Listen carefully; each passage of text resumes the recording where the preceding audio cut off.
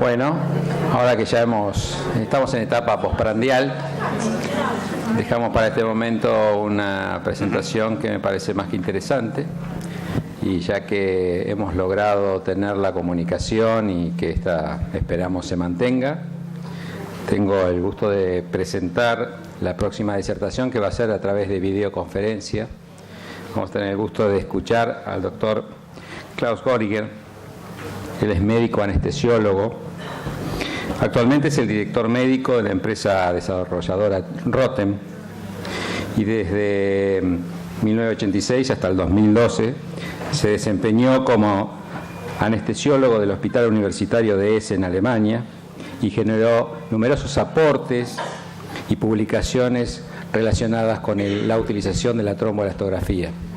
Vamos a tener una presentación de aproximadamente 45 minutos para luego tener 15 minutos de preguntas libres de todo el auditorio. Bueno, presentado el doctor Goliger, esperamos su participación. Gracias.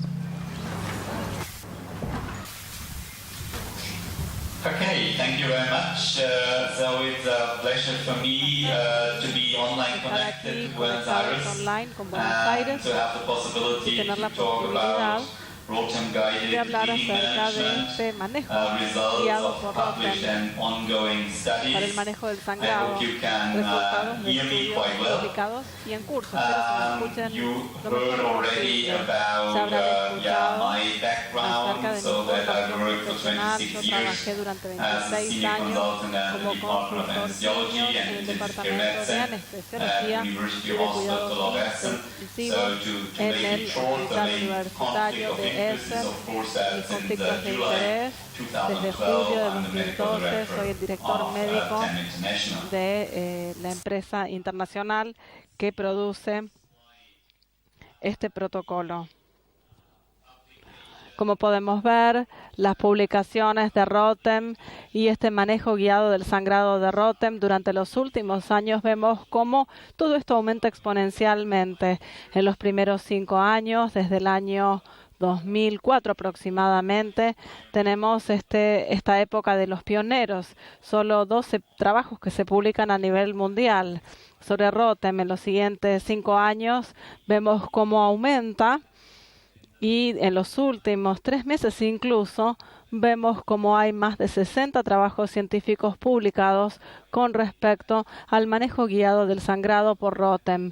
También en los últimos años se publicó revisiones sistemáticas de la literatura de tromboelastometría para el manejo guiado del sangrado, y vemos cómo hay 4 áreas de interés principales. Comenzamos con el área en donde tenemos la mayor evidencia para el manejo del sangrado con Rotem, y esto es en cirugía cardiovascular. Aquí tenemos 3 ensayos randomizados con control que demuestran la eficiencia para la reducción de los requerimientos de la transfusión, pero también los primeros estudios que muestran una mejoría en la evolución de los pacientes. Este es el primer estudio de nuestro hospital. Esto es un estudio del antes y el después de implementar lo que es el algoritmo en el punto de cuidado, según la tromboelastometría, y todo esto guiado por estos dispositivos y la administración de concentrados de factores específicos. Estos estudios del antes y el después incluyen 3.865 pacientes para mostrarles los resultados principales. Por supuesto, se reduce los requisitos de transfusión de lo que son hemoderivados halogénicos, y también vemos un 50% de reducción o evitación de transfusión masiva, reexploración, así como también lo que es eventos adversos tromboembólicos. No solamente es muy efectivo para detener el sangrado, sino que también aumenta la seguridad de los pacientes, evitando las complicaciones tromboembólicas o la tasa de ocurrencia de las mismas. También los revisores y los editores de Anesthesiology pueden decir, bueno, esto es un estudio retrospectivo muy bueno que muestra lo mismo, y esto puede compararse con los estudios randomizados prospectivos. Posteriormente se hizo esto y se publicó en Anesthesiology en el año 2012. Esto es con colegas de Frankfurt, Christian Bieber y otros colegas. Y en este estudio vemos la inclusión de pacientes con cirugía cardíaca compleja que fueron randomizados a algoritmos estándar de laboratorio o algoritmos de punto de cuidado cuando tienen sangrado después de la administración de protaminas. Acá vemos la reducción después de los requerimientos de transfusión. Vemos una reducción significativa en la incidencia de eventos adversos. Entonces, por ejemplo, acá vemos una caída de la incidencia de falla renal aguda de 20 a 6%, de infecciones nocosomiales y sepsis de 14 a 2%, eventos tromboembólicos de 4 a 0%, y si tomamos estos en conjunto como eventos adversos compuestos, cae de 38 a 8% estrepitosamente. Entonces, esta reducción en tasas de complicación tiene también un impacto en la sobrevida a 6 meses o la mortalidad a ese plazo. Vemos la mortalidad a 6 meses en este grupo selecto de pacientes cae de 20 a 4%, y esta fue la primera vez que puede demostrarse que el cambio de este abordaje del manejo de sangrado también tiene un impacto sobre la mortalidad a 6 meses. Por supuesto, la siguiente pregunta que surge de los editores y revisores, bueno, ¿qué pasa con los ensayos prospectivos y qué pasa con otro tipo de ensayos? Esto está en curso, esto fue organizado por Christian Bieber de Frankfurt en un abordaje en donde 4 centros de Alemania y de Austria participan en este estudio multicéntrico. Estos estudios, así como también otros estudios, tuvieron un impacto sobre las guías de la Sociedad Europea de Anestesiología sobre el manejo del sangrado severo, publicado en 2013. Entonces, la Sociedad Europea claramente recomienda la aplicación de algoritmos de transfusión incorporando disparadores de tratamiento sobre la base de ensayos de coagulación, como por ejemplo ergometría de impedancia y ROTEM durante la cirugía cardiovascular. El año pasado, el Instituto Nacional de Salud y Excelencia de la Atención de la Salud en el Reino Unido desarrolló una evaluación de tecnología de la salud, y aquí recomendaron el uso de diferentes sistemas de ROTEM para poder ayudar a detectar, manejar y monitorear la hemostasis durante la cirugía cardíaca y posterior a ella. En el modelo de tecnología de la salud pudieron mostrar para el traumatismo que todos los dispositivos viscoelastométricos dominaban, es decir, fueron más efectivos y menos costosos que las pruebas de laboratorio estándares. Acá nuevamente este mes en Anesthesiology, un estudio piloto del Hospital General de Toronto, publicado por Kib y Kakuti. Este estudio piloto que incluyó 2.481 pacientes, en donde nuevamente mostraron con el uso de un algoritmo simplificado sobre la base de tromboelastometría, y aquí para el análisis de función plaquetaria, los requerimientos de transfusión de glóbulos rojos pudo ser reducido en 50%, transfusión plaquetaria en un 78% y transfusión plasmática en un 80%. No hubo indicaciones de que el algoritmo de punto de cuidado agravara ninguno de los procesos medidos de atención o evolución. De hecho, hubo una tendencia fuerte de reducción de lesión aguda en el riñón, pero estos ni los estudios pilotos llegaron a una significancia estadística. En el mismo momento, en el Hospital General de Toronto se pudo ahorrar 1.7 millones de dólares canadienses, reduciendo costos en cuanto a lo que es transfusión sanguínea. Parte de estos fondos se reinvirtieron por parte del gobierno canadiense para respaldar un estudio multicéntrico en Canadá. En este estudio hablamos de 10 centros cardíacos que están haciendo precipitación en un estudio randomizado prospectivo, y el plan es incluir 7.000 pacientes en un periodo de 7 meses en este estudio prospectivo randomizado. El outcome primario acá es evitación de transfusión de glóbulos rojos, y como resultado secundario buscamos otros hemoderivados como por ejemplo plasma, plaquetas y crioprecipitados, así como también resultados clínicos adversos relacionados con la transfusión, como por ejemplo lesión renal aguda, infecciones o muerte. Entonces este estudio va a estar finalizado este año y vamos a ver si podemos repetir los resultados que hemos demostrado en Europa y también en el piloto en Toronto. Por otra parte, tenemos los mismos resultados de otras partes del mundo en Brisbane, en Australia, el Centro Cardiológico de Australia, que usan el mismo algoritmo que en nuestros estudios de Essen y de Frankfurt. También pudieron demostrar en un periodo de 12 meses que tuvieron la capacidad de reducir la transfusión de glóbulos rojos, plaquetas y plasma congelado fresco significativamente, lo cual implica que en general hay una reducción de prácticamente 40% en requerimientos de transfusión en cirugía cardíaca al cabo de un año, y un 48% de ahorro de costos, lo cual para Brisbane significa apenas un poquito más de $900,000 canadienses en un año.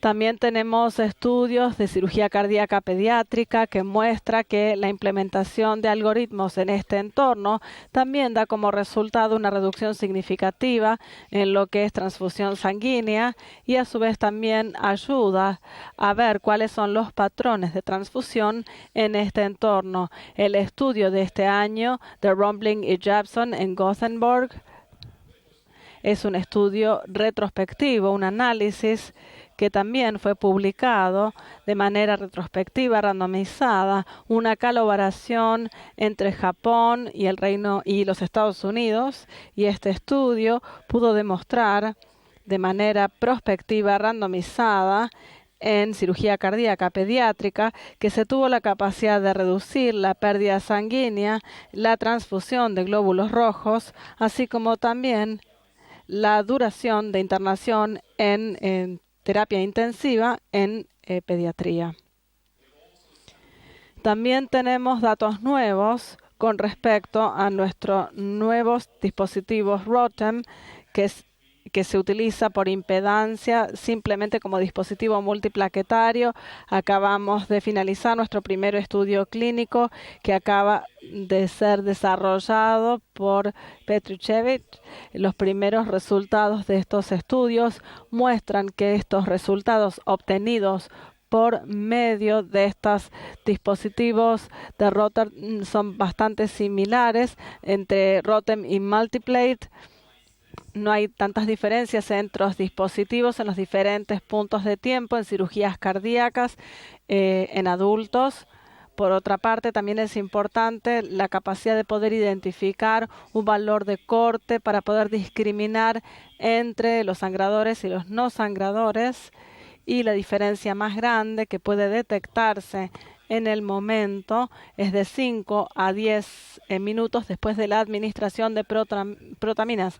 La diferencia es que en este estudio no nos concentramos en pacientes con o sin antiplaquetarios. Queremos ver también entonces cuál es el efecto del bypass cardiopulmonar también en este entorno. Después del bypass se va a poder ver cuáles son las mayores diferencias. El mejor valor discriminante es en el área bajo la curva de ADP-TEM con 36 minutos. Básicamente, si la función plaquetaria se ve deteriorada y el área bajo la curva está por debajo de 36 omega minutos, entonces si la función plaquetaria estuviera bien aún después del bypass, esto se vería reflejado por un área bajo la curva por encima de estos 36, entonces los requerimientos de transfusión serían de 136 mililitros. Lo importante para mí no es solamente ver una vía, sino que lo más importante sería ver cuántas vías de las plaquetas están bloqueadas. En este estudio podemos ver que si una vía está bloqueada, los requerimientos de transfusión de glóbulos rojos se ve duplicada. Pero si vemos que más de una vía está bloqueada, es decir, 2 o 3 vías, entonces los requerimientos de transfusión de glóbulos rojos se vuelve a duplicar. Me parece a mí que entonces este es un punto muy importante. No solamente ver una vía, sino diferentes vías, que nos da muchísima más inflamación que solamente ver una sola. El siguiente entorno en donde quiero ver es el tema del trasplante hepático. Aquí tenemos nuestra larga experiencia con el caso de Rotem, entre otros, pero como muchos centros están haciendo trasplante hepático y ya están utilizando material viscoelástico durante muchos años, hace más de 10 años, no es tan fácil hacer estudios prospectivos. Y entonces este es el motivo por el cual hay alta experiencia en este campo. La evidencia sigue siendo baja, porque obviamente se basa en estudios observacionales y no en estudios prospectivos randomizados. Yo voy a hablar acerca de Rotem y de TEG. En este caso, nuestra experiencia se basa en el 99, en el año 2000, en donde usamos los primeros 5 años y más de 18.000 medidas Rotem y 600 trasplantes para poder determinar el entorno y ver cuál sería el efecto de este algoritmo como para poder reducir los requerimientos de transfusión. Y luego presentamos nuestros propios resultados en el año 2010 en ILTS en Hong Kong y pudimos mostrar que implementar estos algoritmos, es decir, los requerimientos de transfusión para productos o para hemoderivados halogénicos podían reducirse enormemente. Para glóbulos rojos, 60%, para plasma fresco un 90% y para plaquetas casi un 60%, a pesar de un aumento en la cantidad de trasplantes hepáticos en un casi 50%. Esto también se refleja en el ahorro de costos a través de los 10 años. Desde 1999 hacia el año 2009, en general se ahorraron 1.700.000 euros implementando estos cuidados de punto de cuidado en trasplantes hepáticos en nuestro hospital. Esto fue confirmado por otros centros. Esto es un centro de España y también se pudo demostrar esto implementando tromboelastometría y también la administración de fibrinógeno guiada por FIB, reduciendo la transfusión de glóbulos rojos, 54% para glóbulos rojos, 70% para plasma congelado fresco y otro tanto para plaquetas. Por otra parte, en este análisis podemos ver nuestros requerimientos de transfusión con los de otros centros para ver la cirugía y también trasplante hepático. Podemos ver hacia la izquierda una reducción significativa en los requerimientos de transfusión a pesar de un aumento de la cantidad de trasplantes de hígado de 97 a 162. Entonces, por una parte, por supuesto que es importante poder reducir los requisitos de transfusión, pero por otra parte, también es importante aumentar la seguridad, lo cual en trasplante de hígado implica reducir la incidencia de complicaciones tromboembólicas o la incidencia de las mismas, lo que implica la vena portal, la arteria hepática, las venas hepáticas y evitar accidentes cerebrovasculares, también isquemia miocardial, embolismo pulmonar y también variables de transfusión. Por eso fue que nosotros analizamos trasplantes de hígado durante 2 años, desde el año 2009 hasta el año 2010, para ver si la administración guiada por Rotem de concentración de factor, por ejemplo, de concentrado de complejo de protrombina, entre otros, estaba aumentado con una tasa de aumento de complicaciones tromboembólicas. Entonces, primero aquí, como se ve en esta diapo, podemos observar los requerimientos medianos de transfusión según nuestra institución en trasplantes hepáticos: 2 unidades de glóbulos rojos, por ejemplo, 0 unidades de plasma fresco y 0 unidades de plaquetas. Podemos evitar la transfusión para glóbulos rojos en un 37% de la población de pacientes, un 85% puede hacerse sin plasma fresco congelado y un 71% sin transfusión de plaquetas. Por otro lado, 57% de la población de pacientes necesita intervención con concentrado de fibrinógeno y más o menos un 35% recibe factor PCC para terapia hemostática. Sin embargo, en nuestro análisis nosotros pudimos demostrar que los tratamientos guiados por Rotem con estos concentrados de factores no aumentaban la cantidad de eventos isquémicos y tromboembólicos en esta población de pacientes, incluso comparados con la población de pacientes que no necesitan ningún tipo de intervención hemostática en absoluto. Entonces, aquí en nuestra editorial llegamos a la conclusión de que la tromboelastometría rotacional no solamente es una metodología muy eficaz, sino que también es un paso hacia adelante para una mayor seguridad de los pacientes. Y también esto se puede confirmar en un estudio de Wagner et al. De la Universidad de Columbia en Nueva York, donde mostraron que también se puede utilizar la tromboelastometría rotacional para predecir complicaciones tromboembólicas en la cirugía mayor no cardiovascular, que también, digamos, las mismas tendencias que fueron ya demostradas en la cirugía cardiovascular. Entonces, se puede utilizar esta metodología para aumentar la seguridad en la población de pacientes. Entonces, en resumen, en un paper de revisión publicado en enero de este año, Mallet y Armstrong llegaron a la conclusión de que ya no es aceptable manejar a los pacientes con hemorragia sobre la base del criterio clínico y las probabilidades, porque esto invariablemente conduce a mayores transfusiones.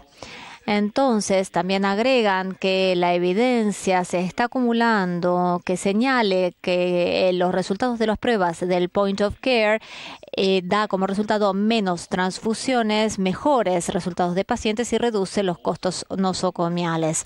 Obviamente, en este entorno es necesario hacer estudios randomizados prospectivos de modo de poder confirmar los resultados de los estudios observacionales antes del manejo. Pero ya estamos bien encaminados para poder hacerlo. Por ejemplo, acá Luis Yamauchi del Instituto Einstein de San Pablo está llevando a cabo un estudio prospectivo randomizado con el fin de comparar los resultados de las poblaciones de pacientes tratadas de acuerdo con algoritmos guiados por Rotem con una población de pacientes tratada con el estándar de cuidado utilizado anteriormente. Hay otro estudio prospectivo randomizado actualmente al curso en la ciudad de Lyon, en Francia, que tiene por objetivo estudiar el efecto de la introducción del algoritmo de Rotem en los trasplantes hepáticos.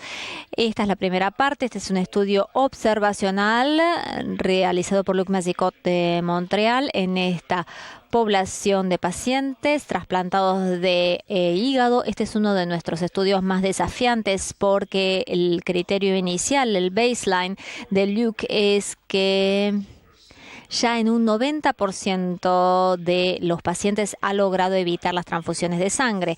Y entonces acá, como segundo paso, en el marco de este estudio prospectivo randomizado, lo que queremos ver es si podemos inclusive reducir los requerimientos de transfusión en un centro de tanta excelencia que solamente va a terminar necesitando, esperamos, un 10% de transfusiones nada más, en este caso de trasplantados hepáticos. Aquí tenemos, que este manejo guiado está utilizado cada vez más en la hemorragia posparto también, por ejemplo. La evidencia es escasa porque todavía no tenemos grandes estudios observacionales y todavía no hay disponibles ningunos estudios randomizados prospectivos. Pero, sin embargo, hay un consenso entre los expertos cada vez más creciente que demuestra que los análisis tradicionales de laboratorio no son de mucha utilidad en este entorno porque, por lo general, los resultados de los estudios, de los análisis, se ponen disponibles después de 45 a 60 minutos. Muchos análisis por Rotem arrojan resultados con una rapidez mucho mayor e inclusive arrojan mucha más información con respecto a la fibrinólisis y la estabilidad reducida de coagulación. Entonces aquí nuevamente el uso de FibTem y la amplitud hasta 5 minutos sirve para proporcionar información muy valiosa en un tiempo muy breve.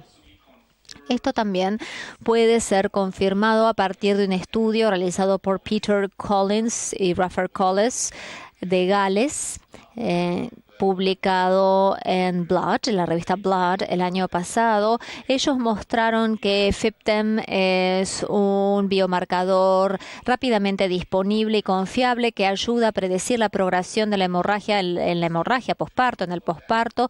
Entonces, para estudiar esto, se fijaron, por un lado, en las mujeres que necesitaban quizás 8 unidades de hemoderivados en comparación con la población de pacientes sin ningún avance en su hemorragia posparto, y pudo separar estos dos grupos teniendo en cuenta el valor A5 del FibTem. En pacientes con progresión, el FibTem A5 estaba entre 7 y 17 milímetros con una mediana de 12, y en la población de pacientes sin progreso, sin avance, era de 17 a 23 milímetros con una mediana de 19. Entonces, esta diferenciación funciona bastante bien y, este es un estudio actualmente en curso que está evaluando el entorno randomizado prospectivo con respecto a la intervención para guiar la terapia sobre la base de estos resultados.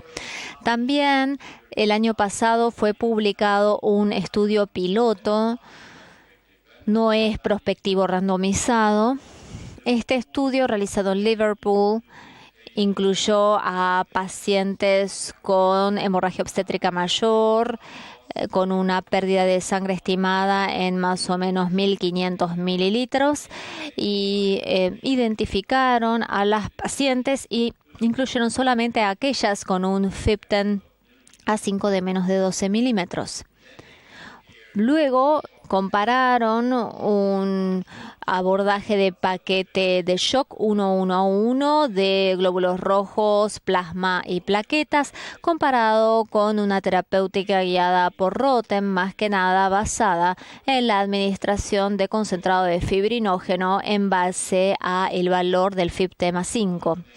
Uno de los principales resultados de este estudio es que en el grupo del paquete shock tuvieron que administrar 8 unidades de hemoderivados halogénicos, y en el grupo con Rotem solamente 3 unidades fueron necesarias, con lo cual hubo una reducción de más del 50% de requerimientos transfusionales.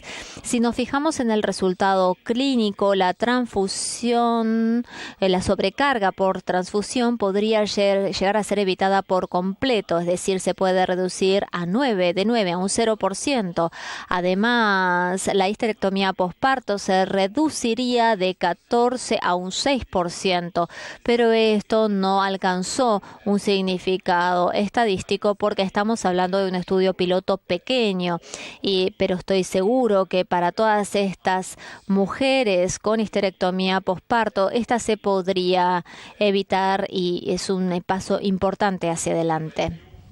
En una revisión realizada por Peter Collins y Collis, ellos también describen que el cambio en el manejo hemostático de PPH, ahora sobre la base de la terapia guiada por Rotem, tiene un impacto muy importante en los requerimientos transfuncionales y los resultados en el hospital.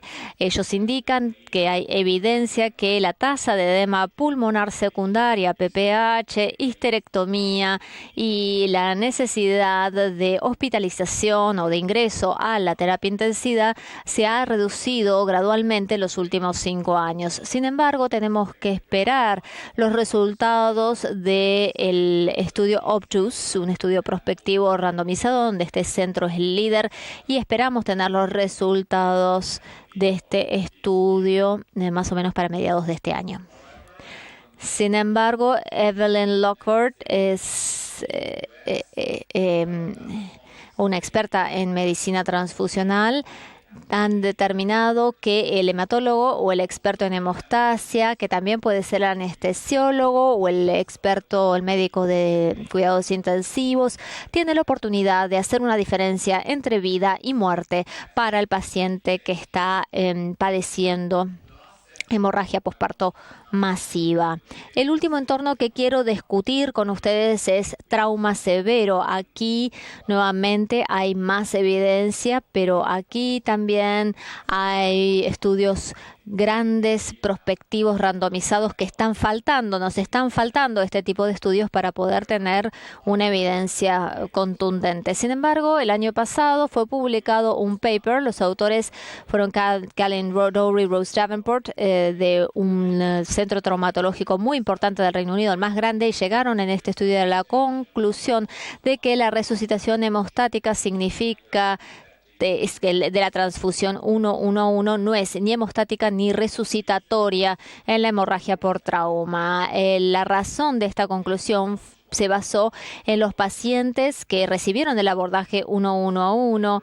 Este abordaje nunca fue capaz de mejorar la hemostasia. Esto reflejaba acá como Extema 5, y tampoco fue capaz de reducir los niveles de lactato antes de que se detuviera el sangrado. Por lo tanto, lo que dicen es que las interrogantes de la investigación, esta investigación cuestiona el mecanismo terapéutico y la eficacia de este tipo de resucitación en el caso de trauma, porque la cesación de la hemorragia y de la transfusión son necesarios antes de poder corregir el TIC y hasta que se puedan restaurar la situación perfusional.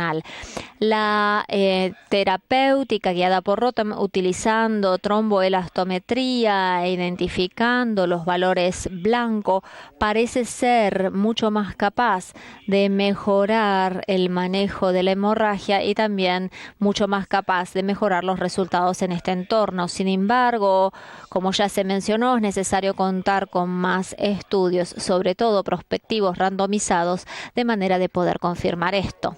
Sin embargo,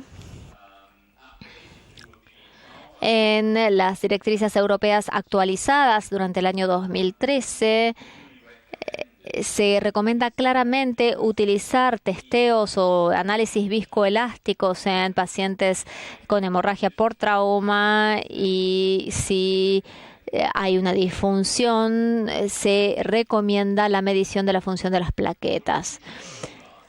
Lo que nosotros mostramos el año pasado es que inclusive es posible identificar a los pacientes con hiperfibrinolasis e inclusive posfibrinólisis tardía, utilizando solamente los valores A5, A10 en el EXTEM con el test activado.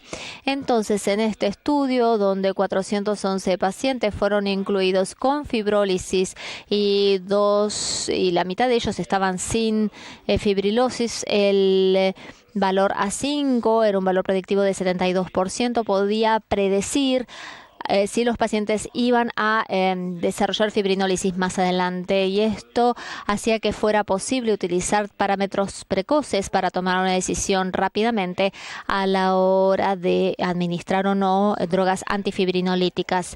También en el grupo de Davenport del Hospital de Londres, ya en 2011 ellos fueron capaces de demostrar que la coagulopatía traumática aguda está caracterizada funcionalmente por una reducción en la firmeza del coágulo y no en el tiempo de coagulación. Entonces aquí nuevamente la amplitud después de 5 minutos en el EXTEM, si esta amplitud es inferior a los 35 milímetros, nos serviría para identificar a los pacientes que están desarrollando una coagulopatía traumática aguda, incluso a la hora de la internación, cuando el paciente es admitido en el hospital. También se pueden utilizar estos resultados para ver si estos pacientes van a necesitar o no una transfusión masiva. Esto es importante a la hora de tomar decisiones, si se puede evitar, por ejemplo, la transfusión de FFPP. Si, por ejemplo, el EXTEM es superior a 35 milímetros o en los pacientes con una reducción en la firmeza del coágulo a la hora de la admisión, es necesario tratar precozmente para detener la hemorragia y evitar transfusiones masivas más adelante. En un segundo estudio publicado por un grupo de expertos de Salzburgo, se focalizaron en el FIBTEM A10 a la hora de la admisión, al momento de la admisión al hospital. Aquí se mostró que hay una correlación muy estrecha entre el FIBTEM y la firmeza de la coagulación y la necesidad de transfusión de glóbulos rojos al momento de la admisión. Si el A10 es superior a 12, de alguna manera se puede descartar que el paciente vaya a tener un problema de transfusión masiva. Si sigue siendo superior a 8, el riesgo sigue siendo bastante bajo, pero si es por debajo de 8, el riesgo aumenta significativamente. Si es por debajo de 4, el riesgo es muy elevado, este riesgo de necesitar una transfusión masiva. Entonces acá nuevamente se puede utilizar el valor FIBTEM A10 al momento de la admisión en el hospital para decir, bueno, en esta población de pacientes el FIBTEM, si es mayor a 8, se puede evitar por completo la transfusión de FFP. En el otro grupo por debajo de 8, pero sobre todo por debajo de 4, es necesario tratar al paciente de trauma agresivamente al principio si la idea es luego de poder evitar una transfusión masiva. Estos estudios observacionales pueden ser confirmados por un estudio publicado recientemente en Critical Care. En este estudio, en forma prospectiva, se evalúan a más de 800 pacientes y este estudio podría servir para confirmar lo que fue publicado anteriormente en los estudios piloto más pequeños, en este caso con un umbral óptimo de EXTEM que es una 5 por debajo de 40 milímetros o un FIBTEM por debajo de 9 milímetros. Nuevamente en ese caso se sirve para predecir transfusión masiva con una alta sensibilidad en esta población de pacientes. Se recomienda en este paper que las investigaciones futuras deberían evaluar el rol de los test viscoelásticos reiterados a la hora de guiar la resucitación hemostática en los pacientes traumatizados. Lo que fue mencionado antes tiene que ver con la función de plaquetas, que juega un rol muy importante en el trauma, no debido a el consumo de drogas antiplaquetarias. Nosotros sabemos que el trauma por sí solo tiene un impacto muy precoz sobre la función de plaquetas, incluso antes de que empiece a modificarse el recuento de plaquetas. Este estudio de Matthew Kuchar de Estados Unidos se muestra que al momento de la admisión en el hospital, en los pacientes que lograron sobrevivir y los que no, hay diferencias significativas en función plaquetaria. Este estudio muestra que al momento de la admisión para el test TEG hay una diferencia significativa entre los sobrevivientes y los no sobrevivientes, y esto también se aplica al test activado con ácido. El segundo estudio realizado con el plaquetas Rotem, aquí realizado por un grupo de Denver, estos resultados serán presentados en la 38 conferencia anual sobre shock en Denver, a celebrarse en junio de este año. Nuevamente el TRAP test realizado con Rotem al momento de la admisión podría ser capaz de predecir la necesidad de transfusión masiva en un 97%, simplemente con un solo análisis sobre plaquetas al momento de la admisión. Con lo cual, aquí nuevamente el valor predictivo de transfusión masiva es muy elevado. Entonces, volviendo a la terapia basada en Rotem con concentrado de fibrinógeno y complejos de protrombina. Este es un estudio ya publicado en el año 2010. En este estudio se muestra una mejoría en el resultado, es decir, una reducción significativa en la mortalidad observada en su población de pacientes comparado con un grupo de control del registro de trauma alemán. Pero obviamente todavía necesitamos resultados arrojados por estudios prospectivos y randomizados.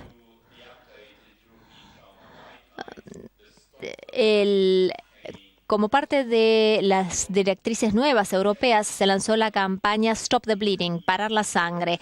El objetivo de esta campaña es generar conciencia con respecto a las coagulopatías producidas por trauma y para poder aplicar adecuadamente las directrices recientemente publicadas y también para dar apoyo a los hospitales en lo que hace a capacitación.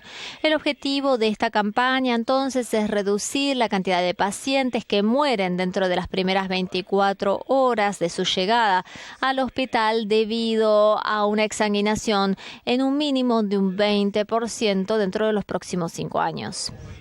Pero 5 meses después de haber lanzado esta campaña Stop the Bleeding, presentamos en el Congreso de Trauma realizado en Alemania que mediante la implementación de un algoritmo de point of care basado en Rotem en el entorno de trauma, nosotros pudimos mejorar los resultados de los pacientes en forma significativa.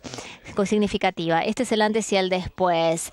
Entonces, en la mortalidad en el hospital a 24 horas y falla orgánica múltiple, esto se puede reducir entre un 45 a un 50% después de la implementación de este tipo de algoritmos en el punto de cuidado. El año pasado también hubo una conferencia de consenso sobre los test viscoelásticos realizada en Filadelfia. Este grupo desarrolló directrices para resucitación precoz por trauma, algo que está aceptado para su aplicación en el Journal of Trauma, y la idea es utilizar este algoritmo para hacer un estudio prospectivo randomizado de manera de poder comparar este abordaje con el abordaje 1-1-1. Esto es lo que nosotros necesitamos justamente para saber cuál es la mejor manera de tratar a los pacientes con hemorragia severa después del trauma. Hay otros estudios randomizados prospectivos actualmente en curso. En particular en Innsbruck hay un estudio que se llama el ensayo RETIC, y hay otro estudio realizado en el entorno prehospitalario realizado por Dietmar Fries, donde se utiliza el fibrinógeno ya en el helicóptero de emergencia. Esto se llama el estudio de factor 1 en TIC, FinTech, y esperamos ver resultados muy interesantes a partir de estos estudios también.